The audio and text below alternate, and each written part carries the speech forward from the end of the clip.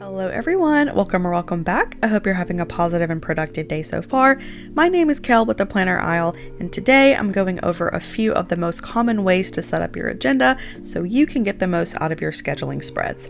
This is part 2 of my beginner planner series. Part 1 is all about how to choose the best planner for you. I'll be sure to link that video in the top corner and in the description if you want to check it out. Today, I'm going to walk through 2 of the most commonly seen planner builds, different layouts, and sharing some pros, cons, and other things to consider when setting up a new planner. This video will primarily focus on ring and disc planners since those tend to be easier to customize compared to spiral or bound planners. If you do have a spiral or bound planner and you're looking for tips on getting the most out of those agendas, feel free to DM me or let me know in the comments. I've got a ton of videos in the lineup, including my 2026 planner haul and setup videos.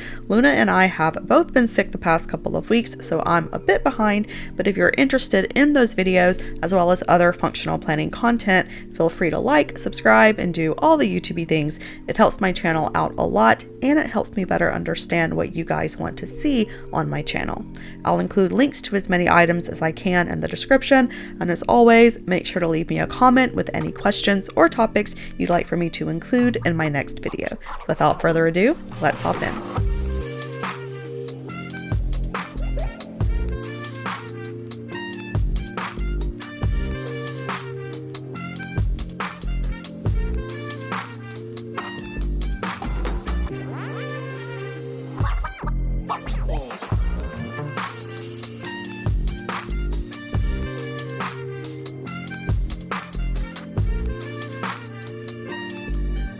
Before we hop into the setup, I wanted to give you all a quick move update. If you're not interested in that, feel free to skip ahead to go straight to my setup. So many of you know I am in the process of moving to Vancouver. Unfortunately, that process is taking a lot longer than anticipated.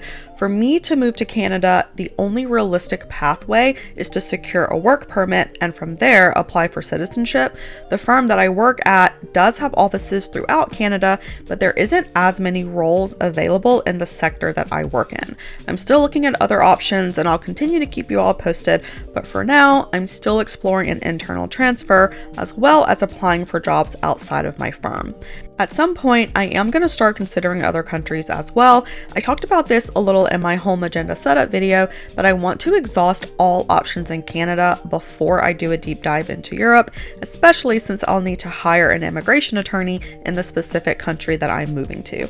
If you're looking at moving internationally, I do have a checklist I made with a list of things to consider. It's available as a freebie in my resource library, so feel free to head over to the website and download if you're interested. But with that, let's get back to planning. So in part 1, we walked through 7 things to take into consideration when choosing the planner or planner system that will work for you. Once you've chosen your planner or planners, if you prefer a multi-planner system, the next step is the setup and build. There's a lot of ways that you can set up your agenda, and it'll vary based on your daily routine, personal and professional situation, and how you like to see your tasks. For this video, I'm not going to go through every single variation as that would take days. Instead, this video will focus on scheduling specifically and the most common builds and layouts to consider, since that's what most planner shops will cater to. I'll also cover my own setup, share a little about what's worked for me and what hasn't, and considerations you should keep in mind before you invest time and money into your planning system for the new year. The first part will focus on the actual build out of your planner, meaning the structure of your sections on your rings or discs, and the second part will focus on the layout of your primary scheduling sections. I'm not going to do a deep dive into personalization today. That'll be in part 3, but if you have questions about anything, feel free to leave it in the comments or DM me. So the 2 most common planner builds you'll see for ring or disc agendas is the consecutive monthly and the split calendar. Starting with the most popular, the consecutive monthly setup is the one that you see most frequently in ready-made planners, and it's a good choice for anyone new to physical planning or those who have more of a standard routine.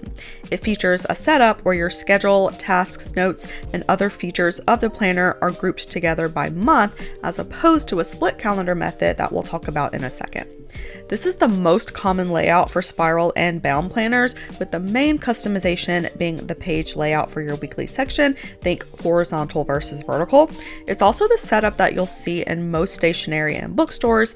Typically, you'll have your title page, your month at a glance where you can write monthly events and important tasks. Most will be followed by a weekly layout where you can write any meetings or tasks or activities for each day. And some may have notes pages or a summary sheet afterwards to write any reflections or takeaways for the month.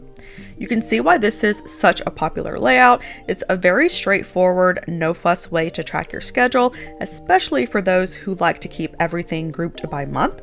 It's perfect if you have due dates or deadlines that tend to take place on a recurring monthly schedule, and for those who want a more direct scheduling flow with less flipping back and forth compared to other methods. It's also a good starting point for most people just starting out in the planning world. You don't have to think too much about your sections because the format follows a consecutive pattern. It gives you that almost step-by-step planner method that can make it much easier to align your tasks to your goals. The other great thing about the consecutive monthly is because the months are tied with the weeks, you can use it for joint planning if that's something that applies to your routine. I think that's why it's so popular with students and teachers and really anyone in an academic space. Since deadlines tend to tie around monthly or semester goals, it makes it much easier to sort of separate your tasks in a level format. So for example, let's say for the month of December, you have end of term reports to do or performance reviews. You can use your monthly to write, say, the name of what's due. So maybe end of year performance reviews, and then flipping over to the weekly, you'd write out the specific tasks or smaller steps you need to complete to meet that specific deadline. So you may have things here like gathering feedback, reviewing grades, reviewing accomplishments, and any self-evaluations. You may even have steps towards that deadline split between each day so that it's easier to manage. And then if you like to summarize your month afterwards, you can add notes pages to write down any lessons learned, things you want to accomplish for the next month, and anything else that you want to include as part of your monthly review. And because things are grouped together by month, you get much better continuity compared to similar methods. You don't have to worry about flipping to different sections or anything for different info. Everything is aligned together, so it's easy to glance at your month and then move into the details in your weeks really quickly without having to fumble around with additional sections. It also makes referring back to previous projects in that month really convenient. Because your month and weeklies are together, you don't have to worry about looking for information in multiple places. And again, I think the simplicity is this layout's biggest strength. It's an easy to follow, seamless flow that keeps everything moving in one direction, so you're not flipping back and forth as you're planning. The biggest downside to this method, and the main reason I don't use it, is the limited flexibility you have if you want to treat your monthly and weeklies as an extension of the other or use them differently altogether. You can still do that with a consecutive setup, but it may be more difficult to sort of switch modes, if you will, compared to if your monthly and weeklies were in different sections. It also isn't the easiest for those who prefer separate sections for different types of planning. So maybe you have a section for personal and a section for work. With a consecutive layout, it would be difficult to intermingle separate types of planning within each month if you just have your main schedule. It may feel much more restrictive compared to setups where your planner has those dedicated sections. The other thing to keep in mind is depending on what layout you use, it could also be a bit more difficult to navigate, and if you keep a full year's worth of inserts in your agenda, moving between the weeks behind your monthlies can be tedious. Overall though, despite its limitations, there's a lot of people who could benefit from this layout. Anyone who's in an academic role like students, teachers, or educators could get great use out of this flow. If you work in sales, I also think you'd benefit from a consecutive format. Could be focused on monthly goals or any sales numbers you need to hit. If you're a coach or a personal trainer, or your weekly routine is primarily appointments, this would be an excellent way to log and keep track. It's also a fit for marketing professionals or content creators. They're excellent for tracking analytics, especially if you have an insert set that allows you to customize your weekly spread to log or track data towards your monthly goal. I think that's one of the reasons that this setup is a staple in the planning community and why it's so popular. It's incredibly versatile, and even with its limitations, there's still ways to make it work for you. If you're using a ring or disc planner, most planner shops sell yearly bundles that you can purchase, but if you're looking for some ready-made planners, these are a few popular brands that you can check out. This is the 2026 Spiral Planner by Cloth and Paper. It came a few days ago in their November sub box, and this one has more of a standard horizontal layout. If you want to see a walkthrough or review of this agenda, I'll link that video below, but I've played around with several over the years, and there's some really great brands out there to choose from. But consecutive monthlies are a really solid choice for a majority of planners and a very straightforward setup for anyone new to the planning world or those who have more of a regimented schedule. The second most common setup, and the one I currently use, is the split calendar layout, and this is where instead of your calendars following a consecutive format, each one has its own section. So instead of each month containing your monthly followed by your weekly layout, all of your months are in one section, all of your weeklies in the next section, and so forth and so on. One of the best things about this setup is while you won't see this layout as often in ready-made planners, it is the most popular for ring and disc planners, mainly because of its flexibility, especially when it comes to customization. You're able to switch around the order of each of your timed spreads without your flow being disrupted. So for example, let's say you use a monthly, weekly, and daily insert in your agenda, but your dailies are where you spend the most time during your day, and you prefer to have that be the first section to open to. Because your dailies aren't attached to your monthly or weekly, you're able to change your inserts around without messing up the order of your months. The other great thing about this setup, and the reason I use it, is it mirrors the way my brain works when I'm planning or using my agenda. Unlike the consecutive monthly, which is more of an extension of your monthly, here you can use your inserts for different types of plans, which makes pre-planning or referencing events in prior months much easier. And that's one of the things that's been a game changer for me in terms of helping me stay focused.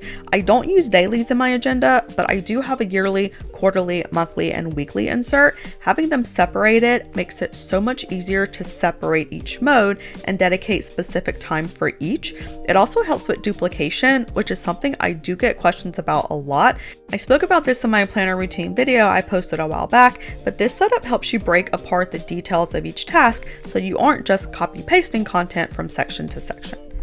So for me, my split calendar build goes from yearly to quarterly, monthly, and then weekly inserts. I use my yearly as an overview to quickly see if there's something happening that day. My quarterly is where I list out high-level events or deadlines that affect the day. So this would be things like birthdays, financial deadlines, work deadlines, and other things that aren't glued down to a specific time but are important. My monthly is similar to my quarterly, except here I'm putting down tasks as well that need to get completed, like any bills that are due or appointments. And then my weekly is where I detail out everything from my prior spread and log meetings or activities specific to the day that I need to complete. It's also where I expand a bit on any details from my quarterly and monthly. So using birthdays as an example, at quick glance on my month, I can see whose birthday it is, and then in my weekly, I can write out if there's a party, dinner reservation, or anything else associated with that birthday that I need to take action on. I mentioned this a bit earlier, but if you like to pre-plan, this is a great way to accomplish that without having to flip back and forth. So let's say you have a vacation that you're planning for next summer, but you're not sure of the specific dates. With your monthlies being all in one section, you can flip quickly from month to month and use the sticky notes to write out any tentative dates. It saves time compared to flipping between months and weeklies and makes it so much easier to find what you're looking for. Similarly, if you want to look back at prior months and remember when any event was or an appointment or something, it's much easier to flip between 12 pages of monthlies rather than flip through monthlies and weeklies. And it really comes in handy if you use a high-level, low-level method of planning like I'm using in this planner. Each section has its dedicated purpose, so you don't have to remember which one houses high-level or mid-level overviews. It's also much easier to update your layouts if you need to. Let's say you need to remove a month for whatever reason. Maybe you made a mistake and you're using printables and you want to print a replacement, or maybe you're only keeping 6 months in your agenda instead of 12. Here you can do that without it affecting the entire layout like you can sometimes see with consecutive monthlies. Of course, there are a few downsides to this setup, the main one being unless you know how you're going to use each specific section and you have a practice routine, you could run into a situation where there's a disconnect between your big picture planning and your weekly or daily detail. And that's mainly because if you aren't used to planning with a split calendar setup, it can be harder to see the relationship between monthly events or goals and your daily tasks. And ultimately, that can make it less cohesive, which can end up making things more disjointed and lead to reduced productivity. It could also take a little bit longer when you do plan, especially if you're used to using a consecutive monthly layout. It may take a while to get used to separate sections, and as a result, can feel a bit tedious. It's also important to note that this setup, while it is super functional, it may not work for those who like a sequential workflow. If your style is to look at the month, then break it out into weeks, and then again into dailies, in that case, this may feel a little less streamlined, which is why I recommend it for intermediate and advanced planners, those who prefer to customize their routines a bit more, or those who need a setup that's more versatile than what a lot of consecutive monthlies offer. I think the people who can benefit from this setup the most are skilled planners or those who want more control over their daily routine. It's why it's the go-to setup for project managers or people managers.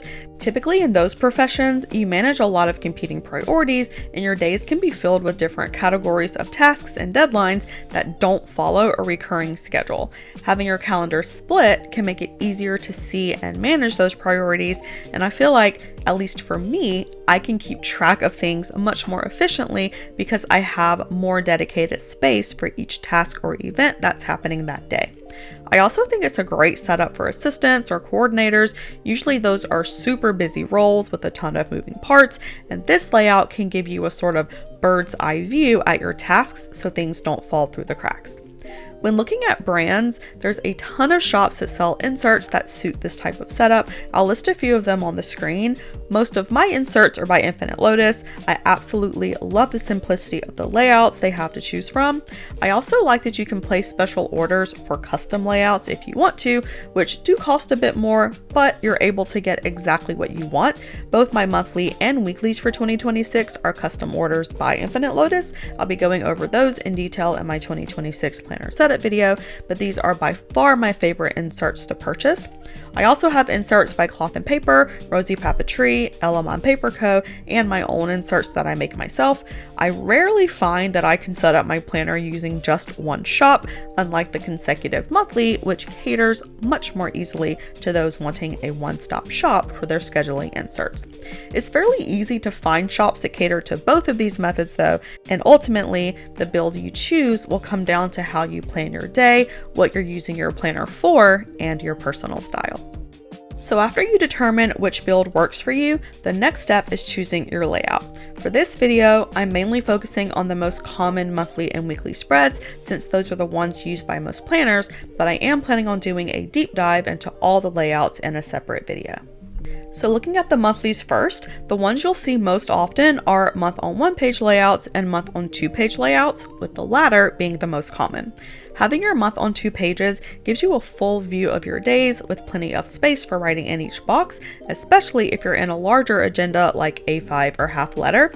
And if you use your monthly to schedule a good part of your day, it's going to look a lot less cluttered if you're writing in each space compared to a more compact layout.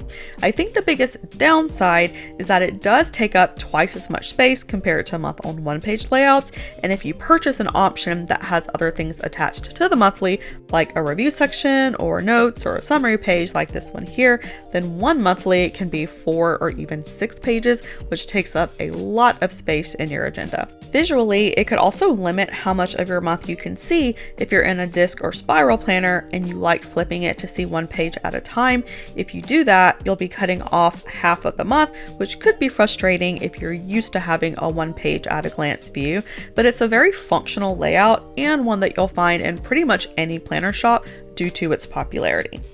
The month on one page layout is becoming more and more common as well, mainly as a solution to those who want to minimize their monthly routines or those who prefer to use one planner for everything. And you can see the appeal. It does save a lot of space, especially for those using smaller planners or those with a lot of sections in your agenda. It's also a great option if you're someone who uses their monthly as more of a reference for things happening that month, as opposed to using it as your actual scheduling spread. It gives your monthlies a dedicated purpose without adding additional notes pages to your agenda. That's how I use my monthlies. I use stickers and highlighters to mark the most important items or events that are happening for the month, and I use my weekly to write out the detail. It's a great way to sort of organize your information without adding additional bulk. The biggest downside to this method is the limited space you have to write directly on your page. The boxes are going to be a lot smaller, and it can look really cluttered if you try and fit too much text on here, which is why you can get the most use out of them as a paired spread with a weekly or daily. Since your space is limited, it could be a good option for those who have one or two specific things they're tracking. That way, you'll have a small amount of text that you'd be writing on here. So maybe fitness or financial data or something else where these would have an intentional use as opposed to a broader scope where the content could change significantly from month to month. All in all though, to determine what setup works for you, the first step is to consider what planner you're using and what you're using it for. Once you've answered those questions, you can walk through the pros and cons, what your personal planning style is, your daily routine, and how you track and log data. And if you're still unsure, you can always purchase 6-month options or printables. They're a lot cheaper to test out for a while and see which monthly you like more. Both are excellent layouts though, and monthlies in general are pretty much essential to any planning routine.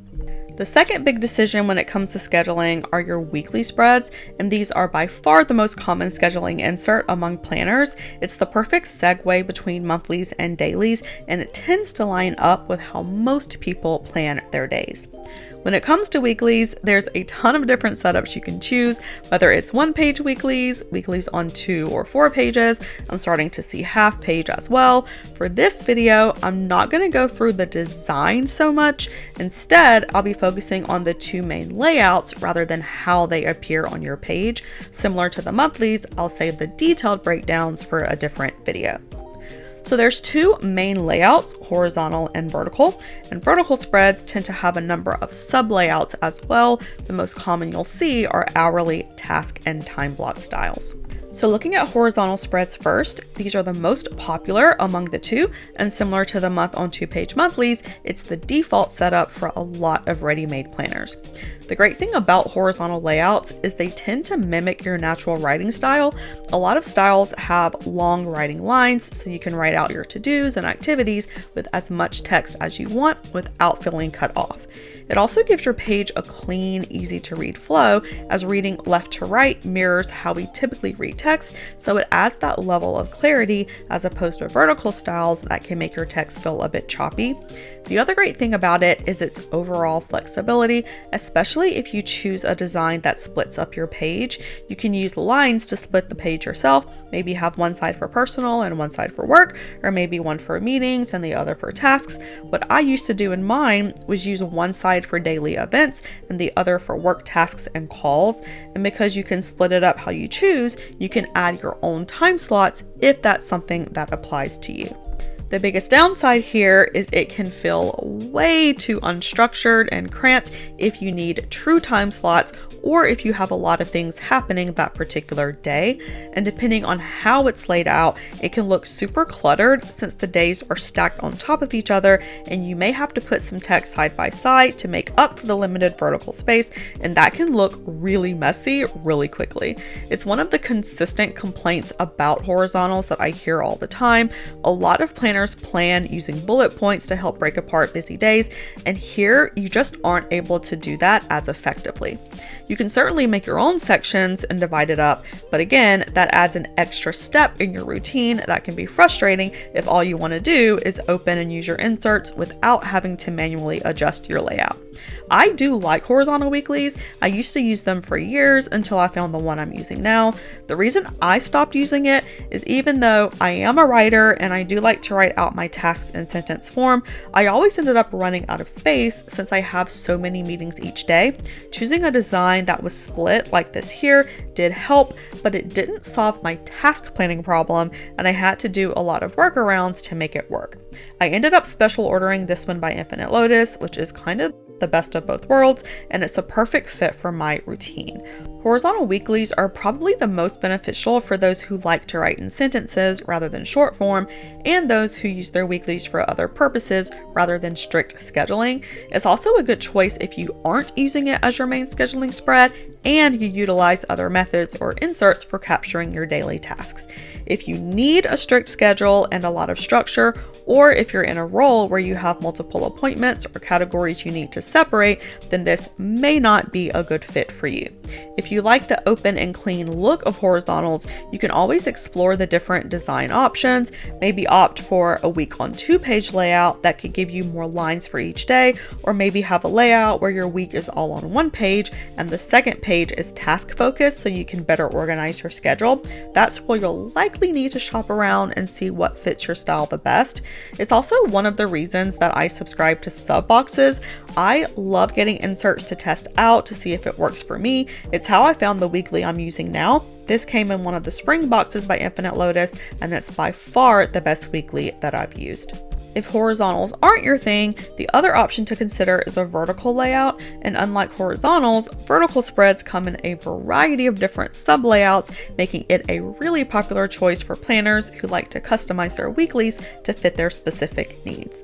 The biggest benefit for verticals is their structure. It makes it the go-to for those who prefer lists or those that have timed schedules. You can log and check off tasks much more efficiently compared to horizontals, and you have a better visual comparison across days.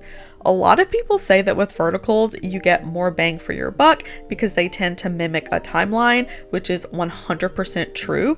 While you don't have long lines to write a lot of text, the structure allows you to list appointments, meetings, and anything else for the day in a chronological and organized format, similar to a digital calendar. And since most people's days do have some sort of structure, it's a very popular choice for a lot of planners whose goal is to have a focused, easy to use layout. This is one of the reasons why time blocking is almost the poster child for the vertical layout. It's the perfect setup for those who need to organize their days by time slots rather than simply writing it out. The downside to verticals are that it's really easy to run out of list space, especially if you're in a smaller planner, and depending on the design you choose, your columns might be a little too narrow, so one task can take up multiple lines. Similarly, if you like writing things out in full sentences instead of bullet points or shorthand, you may also run out of space as well. But because there's so many sub layouts, if you need a customized setup or the standard layouts don't work, verticals will give you more options to choose from compared to horizontals. Unlike monthlies, there's so many weekly layouts and styles and designs to choose from, but hopefully this can give you a good starting point. For me, these are the best ones that work for my daily routine. I'll link these down below. It kind of gives me the best of both worlds with the blank space at the top, which is where I list out events and things for the day, a line section where I can write out the timed blocks for my meetings and anything else I need to complete that day, and then there's an entire task section at the bottom here where I can list out all of my to-dos for the week that aren't tied to a day. If you have a similar routine to me and you've been looking for weeklies, I would definitely recommend these. If you absolutely need a timed layout though, then this may feel a little too restrictive. In that case, I would recommend an hourly or half-hourly layout. It essentially mimics an Outlook calendar and it gives you full visibility and control over your day. The downside to timed layouts is if you have a day where you don't have any meetings, but you have tasks to complete. You could give your tasks different time limits and assign it to certain times in your day, but for a lot of people, myself included, assigning tasks to time slots is a little too structured. I'd much prefer having a timed section with blank lines to write to-dos for that day. A lot of time blocking inserts have time blocks for weekends too, which you may or may not need. I will say waking up at the same time on weekends as you do on the weekdays is supposed to be really helpful in keeping you focused, especially if well-being and overall physical health is one of your priorities. For me, that'll be a goal later down the road. I love sleeping in on weekends. My bed is my favorite place in my home, so one day I'll have an alarm go off on Saturday, but for now, it's baby steps. I still haven't found a weekly layout that fits my needs 100%, but this one gets me like 95% of the way there, so I'll use it until I find my perfect one. Tons of companies offer a lot of layouts for different types of planners. I'll list some of my favorites here. You should also consider printable options as well. So many shops sell them, and because you don't have to pay shipping, it's a good way to save some money and try out layouts you think may work without having to worry about breaking the bank. Some shops offer both options, so let's say you want to try out a layout, but you prefer a professional cut that planner shops offer. You can buy the printable version and use your own paper to test it out, and then if you like it, you can purchase a full set and have it shipped to you. Another thing that I highly recommend to new planners is to consider a sub box. Yes, they can be expensive, especially if you aren't using the items inside, but if you're a beginner and brand new to physical planning, it's the best way to see what types of things you could use in a functional planning routine and what others are using as well. It's also a great way to test out a variety of inserts and things before you spend full price on a set. The box you choose will determine what items you're most likely to get, so if that's something you want to try out, I recommend you read reviews and look at previous boxes before you make a decision. But getting back to layouts, there's so many options out there for monthly and weekly spreads and other calendar layouts too. These are a few that I've received in boxes over the years. I don't ever destash inserts. I find that I end up using a lot of the ones that I never thought I would, even if it's years later, but deciding what scheduling inserts work best for you can be overwhelming. Sometimes the more choices you have, the more difficult it is to decide, but the beauty of functional planning is that it's supposed to change and grow with you, so don't feel like you have to stick with one method. Trial and error are your best friend, and it may take a few tries before you land on the setup that works for you. If you do have questions about which ones to use or which inserts fit your routine better, feel free to DM me and I'm happy to help how I can. I'm getting caught up on messages and emails, so for those who have reached out, I promise I'll get back to you. I'm also looking at a more formalized consultation option along with a very exciting announcement in 2026, so make sure to stay tuned for more. Lots of videos are coming in December, so make sure to hit that like and subscribe button so you don't miss those videos. And don't forget to follow me over on Instagram for more planning and organizational content, sending positive vibes your way. Until next time, stay safe and have a wonderful rest of your day.